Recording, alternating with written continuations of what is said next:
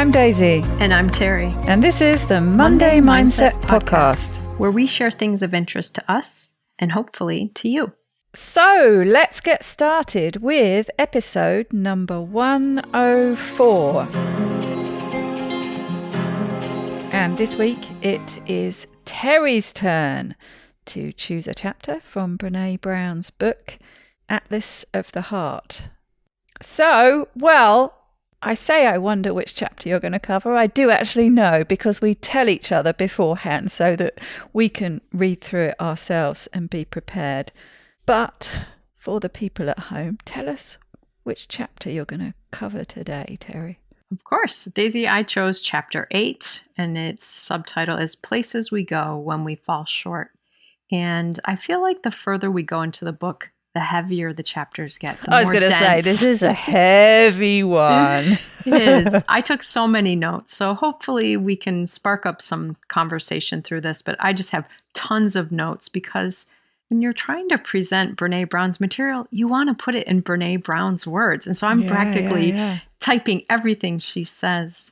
Yeah, she says everything so perfectly that you feel anything less than her words just falls short, doesn't it? Absolutely. But this is really her mainstay, isn't it? This is it is her main subject areas. So, that's right. Yeah, so, when you're quoting Brené Brown on the topics of shame, guilt, humiliation, and embarrassment, you kind of have to do it right. So let's start by talking about shame, because that's actually, I would say, out of those 4 emotions, the one that she talks about the most in this chapter. But the way she talks about it, shame equals the sense that I am bad. So the focus is on the self, not the behavior. So when we do something that's problematic, we don't focus on the behavior, we focus on I am bad. It's not a driver of positive change, because our resulting feelings basically is that I am flawed and unworthy of love and belonging. And an example would be, she uses, you take a test and you get an F on the test. If your response is shame-based, it would be, I'm so stupid. Got a bad grade. I am so stupid. So again, focused on self, not the behavior. Guilt is focused on the behavior. So it's not that I am bad, but that I did something bad. So guilt is the discomfort we feel when we evaluate that our behavior that we've done conflicts somehow with our values. So in the same example of getting an F on the test, instead of focusing on I am stupid, I might say something like, going out the night before the test instead of studying, that was stupid. So my behavior was problematic, not I am problematic or flawed. Again, the focus is on the behavior. And then this way, it can be the driver of positive change, because we can change behavior. We can choose different behaviors. So shame does not drive positive change. Actually, she talks a lot in the chapter about how it actually just creates more problems. But guilt can actually drive some positive change. It's like the lesson learned so that we don't repeat it. Then humiliation equals, I have been belittled and put down by someone, leaving me feeling unworthy of connection and disgusted with myself. I believe that this was unfair and I didn't deserve it. And she goes in to talk more about this, and I will as well. Again, you can see how this is different than guilt or shame. So with shame, we believe that we deserve the unworthiness, but with humiliation, we believe that we did not deserve it. It is unjustly put upon us. And then embarrassment equals, I did something that makes me feel uncomfortable, but I know I'm not alone because everyone does these kinds of things. Embarrassment is typically a fleeting experience. It doesn't last really long. And sometimes it's even funny. We kind of laugh at our embarrassment. We tell each other our most embarrassing moments, and they're funny. In the moment, they're not so funny, but so basically then Brené digs into shame more in depth and says there really are 3 things about shame. One is that we all have it. It's universal. Only people who don't experience shame are those who are basically lacking basic empathy or the ability to connect interpersonally. Yeah, I felt quite reassured by that, actually. I think, fair to say, look, you should feel shame sometimes. It's something we all feel, unless you're basically a bit of a psychopath. Yes, as negative and problematic as it is a normal human experience, unless you're a sociopath. Exactly. Number 2, we're all afraid to talk about it.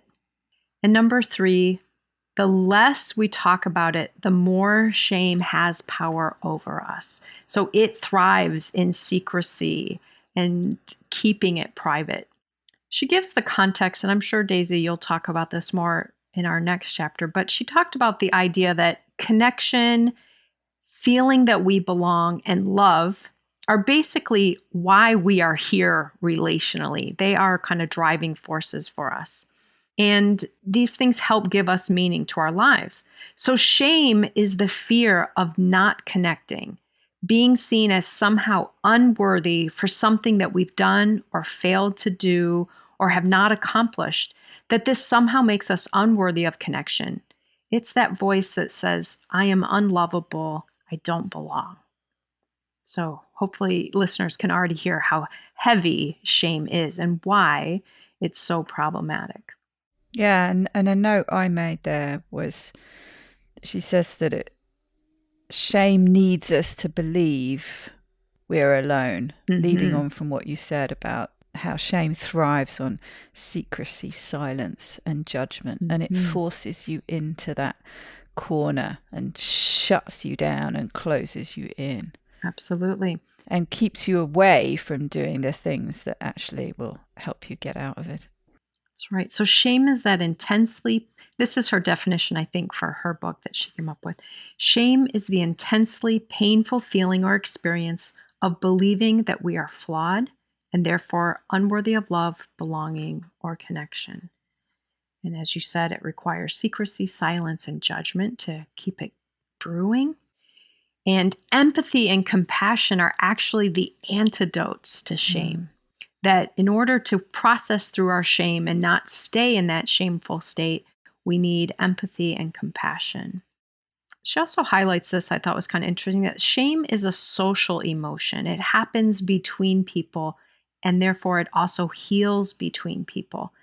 And part of it is that it may even be just the perception of how people see me, but it's between people. And self-compassion is a necessary step toward healing shame. We need to be kind to ourselves before we can even share our story. So if we're not going to keep it in secret and keep it hidden and silent, we have to have some empathy for ourselves so that we can start to share our stories with others. It's a very vulnerable thing to do, though, isn't it? Is to share that shame. You can see why people don't want to take that risk. Absolutely. Because, one of the notes I've made is that if we share our shame with someone who responds with empathy, the shame dissipates. However, the fear is, if we share our shame with someone who does not respond with empathy, it's just going to get even worse, and that's the last thing you want. So again, why we tend to keep it secret and hope we can just ride it out. So she then starts talking a little bit about self-compassion, which Daisy, is one of my favorite topics. And she talks about Kristin Neff and her work in self-compassion. And her book, Self-Compassion, is one that I recommend to everyone. She seems to be the absolute key person when it comes to self-compassion. Absolutely. In Kristin Neff's work, she talks about self-compassion really has 3 components that are necessary: self-kindness, common humanity, and mindfulness. Brené later talks about these, and there is an assessment that you can do on a website, but she talks about the fact that self-kindness is being warm and empathic when we struggle versus using self-judgment. Basically, not ignoring our experiences or using self-criticism to judge our experiences. And Brené Brown identifies later in this chapter that this one is the hardest one for her. She can look at others with kindness and have a lot of supportive things to say for other people, but that she still struggles, even at this point, in the self-kindness. The next component of self-compassion is common humanity versus self-isolation. This is really that place where we recognize that everyone suffers and experiences feelings of inadequacy, rather than something that just happens to me. So shame means it's just you, keep it to yourself. And common humanity says, hey, everyone experiences this. You can actually connect and relate to people around this experience. Yeah, and we talked about that last week, didn't we? Mhm. The difference between compassion and pity and Mhm. compassion and empathy and sympathy and this concept of near enemy. That's right. And then the third component is mindfulness versus over-identification. So being in a state of mindfulness about the things that we're struggling with is to be in a non-judgmental, receptive mind state in which we observe our thoughts and feelings just as they are. We don't judge them. We don't criticize them. We just kind of hold them up, and we don't work on suppressing them, which of course most of us have learned to do. Uncomfortable, don't want to see this in ourselves, push it down.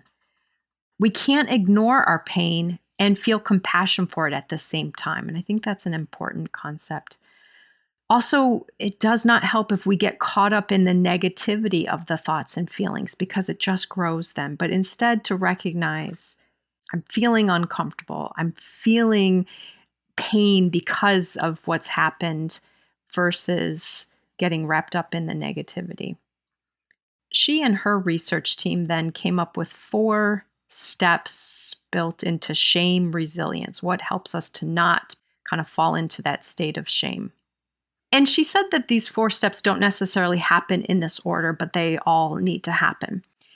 The first one is recognizing shame and identifying the triggers. And she talked about kind of mindfulness and not getting swept up in it happens here. But if we can't do that, we don't even recognize that what we're feeling is shame. So recognizing it and recognizing the triggers. The second one is practicing critical awareness. And here she's talking about what are the expectations that led me here? Were they my expectations that I did not meet? Were they external expectations? And were they perceived expectations? So if taking that test, if I believe my parents expect that I will ace every test I take, I will get caught up in those negative feelings. So checking out the expectations. Yeah, I put reality check in brackets there. So that's sort of taking a step back and having that, critical awareness of what's going on. Just that sort of critical, non-judgmental observation with actually what happened. It's that, you speak about it a lot of times, just trying to remove yourself a bit from the overwhelming emotional aspect of it. And recognizing, these are the things I'm feeling and thinking, but what actually happened? Being more objective about it. Yeah, that would probably be a much more succinct way of putting it. And the third one is basically reaching out, owning our stories, sharing them, again, getting them out of the place of secrecy, getting the empathy, giving ourselves the empathy. And then the fourth one is speaking shame. Are we asking for what we need? Seeking empathy, seeking what we need in these moments rather than hiding from it and fearing that we won't get it. One of the things she covered in this chapter that I thought was really interesting is that she sees a lot of us misusing shame and thinking that if only people had more shame, they would behave better. And that we have been basically taught to see shame as the cure for bad behavior. And we are almost disgusted when we see people responding, being shameless when they've done something wrong. And she said that this couldn't be further from the truth, that more shame just compounds the problem. It's not a compass for moral behavior, and actually more likely to drive destructive, painful, and self-aggrandizing behaviors from the person experiencing the shame. Where shame exists is almost always lacking empathy. So just pouring on more shame and encouraging people to be shameful is actually going to make the situations worse. Yes, I always remember a podcast episode that she did. I think it was just before the national election in the US. And I think it was this episode where she talked about it. But I think she also talked about it around when she was really digging into the Black Lives Matter movement as well. But it was that time of heightened emotions. And she said, I remember her saying this, she said, look, this is what I study. I know the problems with imposing shame on people.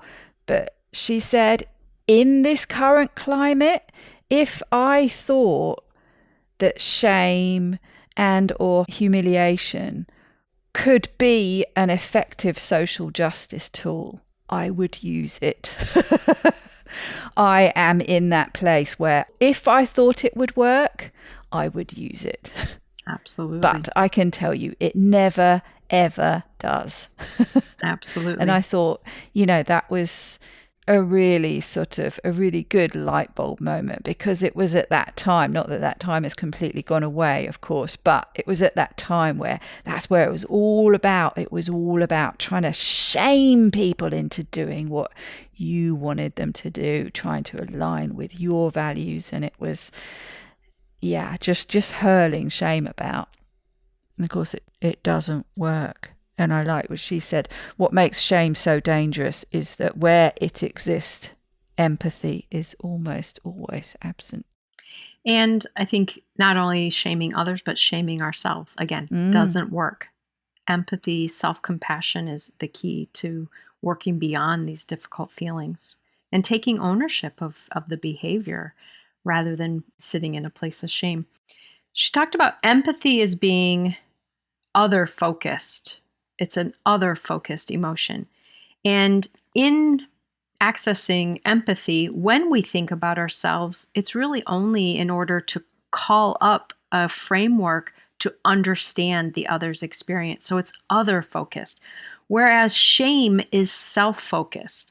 Thoughts of others are only focused on what are they thinking about us. Mm-hmm. So again, enacting more shame on people only puts them in a position to need stronger tools to harm and hurt and distance. She also talks about shame as the birthplace of perfectionism. And again, it's externally driven by what will others think of me. She also then talked about perfectionism kills curiosity. And in order to achieve mastery, we require curiosity. And we need to see our mistakes as opportunities for learning. But we can't do this if we're caught up in perfectionism. Making mistakes is too costly. It keeps us from recovering and learning. People with high levels of perfectionistic traits are doomed to fail to meet their own expectations and expectations they assume held by others. They perceive themselves to consistently fall short of others' expectations. They behave in ways that result in perceived and actual exclusion and rejection by others. And people with high levels of perfectionism feel socially disconnected and actually have fewer social connections. So again, shame leads to perfectionism, which leads to disconnect and all of these negative experiences. Yes, I thought it was interesting what she was saying about that cycle that it sets off, the behavior. And she talked about it being not only self-destructive, but an addictive cycle. But how that if you get into that cycle, what you're putting out in the world actually will attract behaviors from others and opinions from others that is just going to help compound and, keep that cycle churning round and round. That's right. And in that piece, talking about the destructive and addictive belief system, she described it as this primary thought that if I look perfect, live perfect, work perfectly, and do everything perfectly, I can avoid or minimize the painful feelings of shame, judgment, or blame. What we find when I fall short of being perfect, of course, then I experience shame, judgment, and blame. So as you just said, it just fuels that cycle and makes it even more complicated and exacerbates the problem rather than resolving the issue. She talked about the fact that most people who have very perfectionistic tendencies were raised in an environment where they were receiving positive feedback for accomplishments. So they learned to please, perfect, and perform. And it's in that performance way that this addictive pattern grows. Interestingly, perfectionism tends to lead to depression and isolation. So definitely something we'd want to be more aware of. And as you said, the addictive part is as we seek out perfection more and more, we experience more of the shame and judgment when we fall short. So the pattern just grows. She then switched over to get back to guilt. Guilt is negatively associated with addiction, violence, aggression, and depression, eating disorders, and bullying, whereas shame is positively associated with those. So guilt is a driving force to do better, learn from this experience, and not repeat it, whereas shame is not. She then talks about humiliation. So humiliation is that intensely painful feeling that we have done something and we have been unjustly degraded, ridiculed, or put down, or that our identity has been demeaned or devalued. And it's most similar to shame in that we feel flawed, but in humiliation, it's even worse because it feels unjust that it has been pointed out to us, and that it's even more dangerous than shame. And she always used to think the opposite. She thought shame was the more difficult because we believe we deserve the negative perception. But humiliation is being ridiculed, taunted, put down, or spurned. And these were the descriptions most identified with school shooters when they reflected on their experiences of being bullied or being harassed. It was that they were ridiculed, taunted, put down, or spurned. Bullying is not necessarily what makes people become violent or aggressive, but if they were bullied and felt humiliated, that's where the amplification comes from. And she talked about then politically and other places that this is really true. And she sees it as, and quotes other people who see it as, one of the leading problems of how we interact with each other. And she ended with this quote on this topic. She said, "It's perhaps the most toxic social dynamic of our age." And I think of this especially now in social media. She talked about, not only can I humiliate you in front of 5 people, I can humiliate you in front of thousands of people. I can do it so publicly. So the ramifications are so much worse. And then the very last thing, she does talk a little bit about embarrassment, but by then it kind of pales in comparison to the others. But embarrassment is kind of short-lived. If you think about it, oftentimes we blush when we're embarrassed. That's short-lived. It's a rush. And oftentimes our embarrassed feelings, again, they become kind of humorous to us, but they're not humiliation. They don't bring about a sense of shame. We know that, hey, we've done something that didn't fit in this situation. It was a social faux pas, or I don't remember the other two, but anyway, it was something kind of minor. We feel uncomfortable about it, and then that passes. Yeah, it's like you said earlier, it can feel intensely uncomfortable in the moment, and it can almost feel close to humiliation in the moment. But it's the kind of thing that when you've gotten over it, it's a really funny story to relate back. And, you know, other people will laugh along with you, and you can kind of, you know, relish that embarrassment. It's a funny thing. You can laugh at yourself, but you don't feel... I guess you don't feel as intensely uncomfortable as you might have felt in the moment, but it's a funny thing to relay later on. But I thought this humiliation piece was very interesting, and you can feel it actually if you've got the intensity of shame, and you throw that element of humiliation into the mix, where these intense, shameful feelings that you have. But if you're feeling that they've been put on you unjustly, that will start sparking the, you know, ideas of revenge and fighting back and just getting into an escalation of shame throwing. I guess. You can see how it will just keep going and how contagious it is as well. She said something, didn't she, about how when you get into this humiliation, you can actually garner support. You can actually start to form groups. And of course, we've seen this, and social media, as you say, just absolutely fuels it almost out of control. It's really like throwing petrol on the fire, isn't it? And if you think about all of that, it makes so much sense how all of these things are tied in. If I'm not sitting in a place of harsh self-judgment, I can be embarrassed and it will stop there. But if I am more kind of shame-based, I'm going to take that embarrassing moment and amplify it and feel probably more that it's unjust, worry more about people's perceptions about me, and kind of blow this into a bigger experience. I thought the humiliation piece, I almost wish she had spent more time on that. If it is so significant in our political milieus and social media and places, that what we do to humiliate people, how damaging that is. I believe she quoted Elie Wiesel, who was a concentration camp survivor. I think this is whose work she was citing. She said that a quote that he said that always stood out to her was something like, to never let anyone be humiliated in your presence, because of the profound effect that it has. Again, different if they can be embarrassed or experience it on a lower scale, but once it becomes humiliation, it's going to further deteriorate everything that's happening.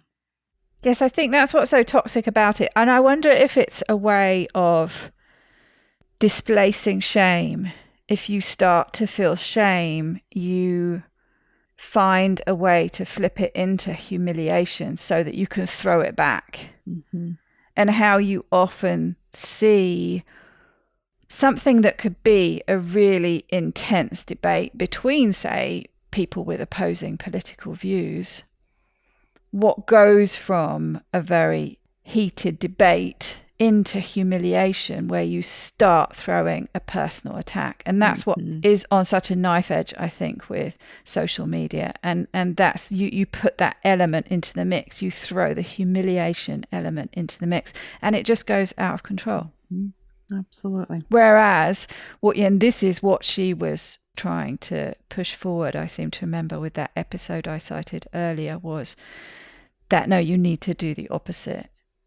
You need to approach with empathy, and you need to respond with empathy. You need to come from a position of curiosity and trying to engage with the other person, the other person's point of view, trying to find a way in to see it from their perspective. It's so very hard to do. But if you want change, that's the only way you're going to get it.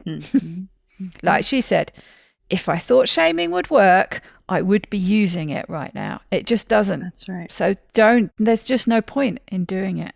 Absolutely. So I think we've hit all of the heavy things for today. I look forward to the next chapter when you tell us the next step in this book. But I hope everyone can just reflect on these things. And obviously, I'm not encouraging anyone to practice humiliation or shame, but to really take this in and check, where can they use more self-compassion? Where can they use empathy with other people to find more understanding, rather than to give a shaming response? So I hope this chapter was helpful to people. Yes, it's all too easy to do. It's very contagious, I think, especially when it comes to social media. So it's definitely a chapter to go and read and listen to the details yourself. There's some interesting studies and all sorts of things. In the meantime, when we come back next week with another, I have a feeling, rather heavy chapter. I think they're all heavy from here on out. They are, although there is another one that I would like to do that is much more lighthearted. Very good. So in the meantime, I hope you have a very wonderful week. Take care, Daisy. See you soon, everybody. Bye-bye.